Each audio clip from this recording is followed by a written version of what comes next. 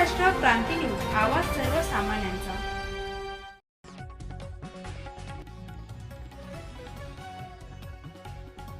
मी प्रकाश आणि आपण बघत आहात महाराष्ट्र क्रांती न्यूज। खऱ्या अर्थानं आपण जर बघितलं तर आदिवासी आश्रमशाळांमध्ये जी विद्यार्थ्यांबद्दल नेहमीच ज्या गैरसोयी आहेत, मृत्यूचे प्रमाण आहे हे नेहमीच समोर आलेलं आहे। नासाच एक धक्कादायक प्रकार कळवण तालुक्यातील नरूड आश्रमशाळेवर काल घडलेला आहे आणि त्याबाबतच आपण सिव्हिल हॉस्पिटल नाशिक या ठिकाणी आलेलो आहोत।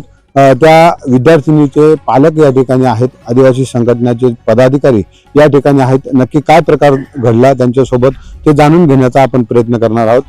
काका, काय सांगाल, या ठिकाणी नरूड आश्रमशाळेवर तुमची मुलगी होती, तिच्यासोबत काय प्रकार घडला, काय सांगाल? तर सर, मला असं माहिती पडलं का तिला ताप आलेला होता, तर त्यांनी परस्पर कळवणला ॲडमिट केलं। ॲडमिट केल्यानंतर पालकांना काही कळवलं नाही, काही नाही, आणि इकडे घेऊन आले। मग ज्या अधीक्षक, शिक्षक, मुख्याध्यापक यांच्यावर कारवाई करण्यात यावी आणि जोपर्यंत कारवाई होत नाही, निलंबन करेपर्यंत आम्ही बाडी ताब्यात घेणार नाही आणि इथून नाही गेली कारवाई तर आम्ही उपोषणाला बसू। नेहमीच या आदिवासी मुलींच्या सुरक्षेबाबत उपाययोजना करण्यासाठी नेहमीच अग्रेसर असलेले आदिवासी संघटनेचे सोनू गायकवाड हे देखील या ठिकाणी रात्रीपासून उपस्थित आहेत। आपण त्यांच्याशी देखील संपर्क साधणार आहोत। एकंदरीत प्रशासनाची त्यांनी संपर्क साधला का? सोनू भाऊ, काय सांगाल? नेहमीच ही 5वी-6वी घटना आहे, नेहमीच वारंवार अशा घटना घडत असतात। आदिवासी आश्रमशाळेतील जी परिस्थिती आहे ती बिघडत चाललेली आहे, त्याबाबत काय सांगाल? सर्वप्रथम मी महाराष्ट्र क्रांती न्यूजचं मी आभार मानतो, कारण की तुम्ही ज्या ज्या ठिकाणी अन्याय होतो त्या ठिकाणी अन्यायाला वाचा फोडण्यासाठी आपण पुढे असतात।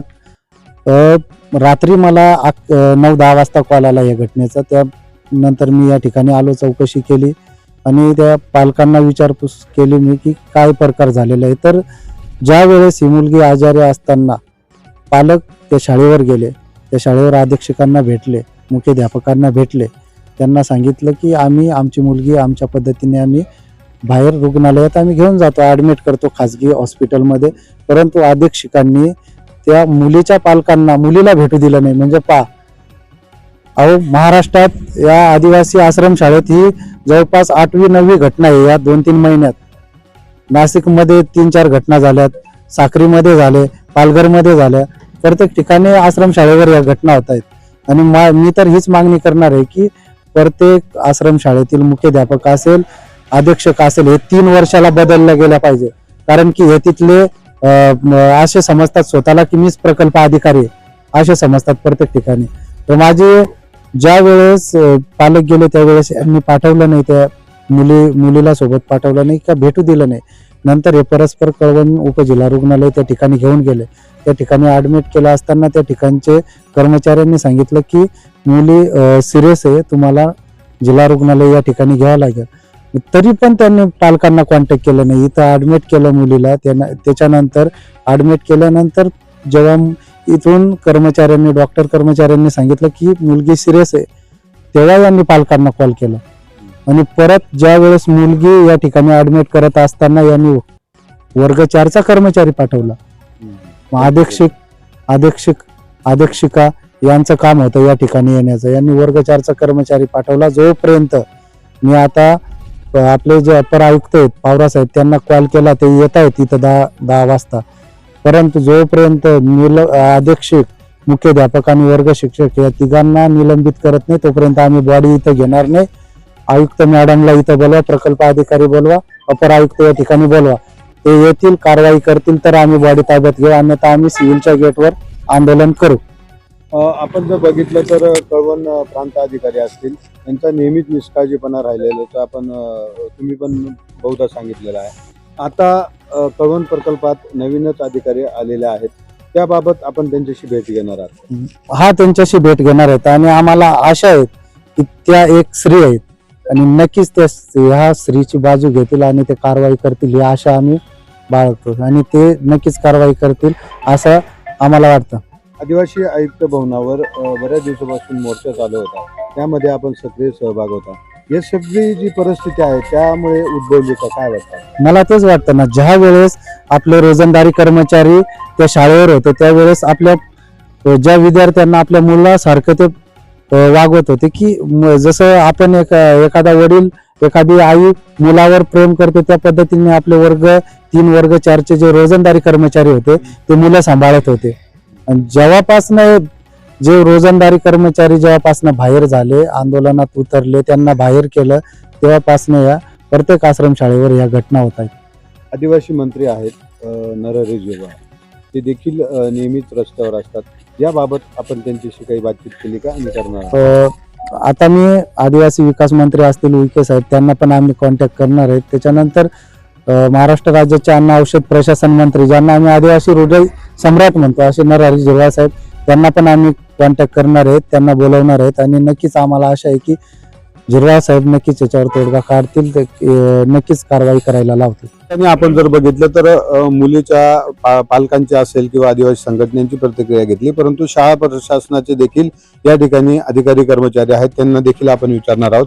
सर, मुलीचा मृत्यू झालेला आहे, त्याबाबत आपल्यावर आरोप केलेले आहेत, नक्की काय प्रकार घडला? मुलीचा मृत्यू झाला ही अतिशय दुःखदायक बाब आहे. मंगळवारी संध्याकाळी शाळेवर विद्यार्थ्यांची आरोग्य तपासणी झाली. त्यावेळेला विद्यार्थिनीची तब्येत व्यवस्थित होती. मंगळवारी रात्री 11 साडेअकरा वाजता तिला ताप आला. शाळेमध्ये कार्यरत ज्या नर्स आहेत त्यांनी तिला गोळी दिली ताप उतरण्याची. ताप उतरला. सकाळी पुन्हा त्या मुलीला ताप आला. सकाळी ताप आल्यानंतर नर्स आणि यांनी पालकांशी संपर्क साधला की मुलीचा ताप जास्त आहे आणि आम्ही तिला कळवणला ॲडमिट करायला नेतो आहे. या दरम्यान ज्यावेळेस मुलीचे नातेवाईक तिला घेण्यासाठी आलेले होते त्यावेळेस तिला भिंतीनं दिला नातेवाईकांनी केला आहे. नाही, आता पालकांनी काय आरोप केला हे काही मला कल्पना नाही, परंतु आम्ही पालकांना एक जाणीव करून द्यायची असते की आपण असा उपचार करणं गरजेचं आहे. त्या पद्धतीने आम्ही त्यांना कळवलं आणि पालकाचे नातेवाईक पण आले होते. त्या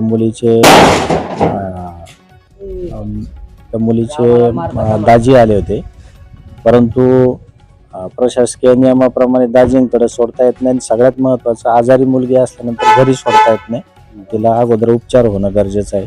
त्याच्यामुळे आम्ही कळवणला तिला उपचारासाठी नाही. सकाळी ज्या वेळेला लक्षात आलं आम्ही स्वतःहून फोन केला पालकांना आणि आम्ही कळवणला लगेच उपचारासाठी नेलं. त्या आश्रमशाळेवर आपण कुठल्या पदावर कार्यरत आहात? मी मुख्याध्यापक पदावर कार्यरत. हो. तुमच्या नियमाप्रमाणे ज्यावेळेस एखादा विद्यार्थी किंवा विद्यार्थिनी आजारी पडते त्यावेळेस दवाखान्यात नेण्याची जबाबदारी कोणाची असते? दवाखान्यात शाळा प्रशासनाची जबाबदारी आहे. शाळा प्रशासनाचं कोणी नव्हतं. वर्ग 4च्या कर्मचारी महिला कुठेतरी काम करणाऱ्या त्यांनी दवाखान्यात आणल्याचा आरोप नातेवाईकांनी केला आहे आणि त्यांनी स्वतः केला. नाही. श्री अधीक्षक का नाही? आता श्री अधीक्षिका आहेत, त्याही होत्या त्या दिवशी, परंतु का नाही? आता एवढ्या मुली तिथं वसतिगृहातलं सोडून आता इथं मी स्वतः पहिल्या दिवसापासून हजर आहे. वर्ग शिक्षक आहेत, इतर कर्मचारी वर्ग आहेत आणि सगळ्यांनीच इथं येणं शक्य नाही. आणि आपल्याकडे रोजंदारी ज्या महिला कर्मचारी आहेत, मुलगी असल्यामुळे आपण सोबत आणलेलं आहे.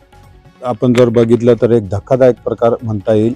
इयत्ता 12वीची मुलगी ती गतप्राण झालेली आहे आणि नातेवाईक असतील, आदिवासी संघटनेचे पदाधिकारी असतील, त्यांनी थेट आरोप केलेला आहे का त्यांच्या निष्काळजीपणामुळे या मुलीचा जीव गेलेला आहे. आता तिचा मृतदेह जो आहे तो नाशिक जिल्हा रुग्णालयात त्यांनी ठेवलेला आहे, परंतु त्यांनी असा पवित्रा घेतलेला आहे की जोपर्यंत त्या शिक्षक असेल, वर्ग शिक्षक असेल, अधीक्षक असेल यांच्यावर ठोस कारवाई निलंबनाची होत नाही तोपर्यंत आम्ही मृतदेह घेणार नाही आणि अन्यथा आम्ही तो मृतदेह आदिवासी विकास भवनाच्या दालनात नेऊ आणि कारवाई करण्यास त्यांना भाग पाडू.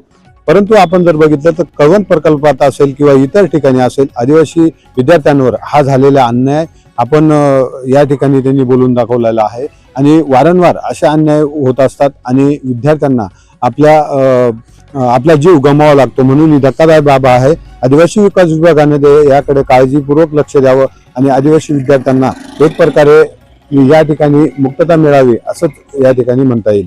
या प्रकरणात पुढं काय निष्पन्न होतं आणि आदिवासी विकास विभाग असेल, शाळा प्रशासन असेल, काय भूमिका घेतं हे देखील बघणं तितकंच महत्त्वाचं ठरणार आहे. अशाच नवनवीन बातम्या पाहण्यासाठी आमच्या महाराष्ट्र क्रांती न्यूज या यूट्यूब चॅनलला लाईक करा, सबस्क्राईब करा आणि बेल आयकॉनला प्रेस करा.